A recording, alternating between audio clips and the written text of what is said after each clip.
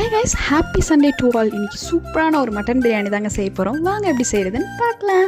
ஒரு பாத்திரம் வச்சு அதில் ஸ்பைசஸ் எல்லாம் போட்டுக்கிட்டு அப்புறம் தேவையான அளவு ஆனியன். இன்றைக்கி நம்ம 1 கிலோ பிரியாணி செய்ய போகிறோம். ஸோ அதுக்கேற்ற மாதிரி நீங்கள் போட்டுக்கோங்க. அப்புறமா கொஞ்சமாக இஞ்சி பூண்டு பேஸ்ட், ஒரு 5 பச்சை மிளகாய் போட்டுக்கிட்டேன். அப்புறமா ஒரு 5 ஸ்பூன் இஞ்சி பூண்டு பேஸ்ட் போட்டாச்சு. அதை போட்டு நல்லா ஃப்ரை பண்ணிக்கலாம். அப்புறம் ஒரு 3 தக்காளி போல் போட்டுக்கலாம். அதையும் போட்டு நல்லா ஃப்ரை பண்ணிக்கலாம். நான் நல்லா பெரிய தக்காளியாக எடுத்துக்கிட்டேன்.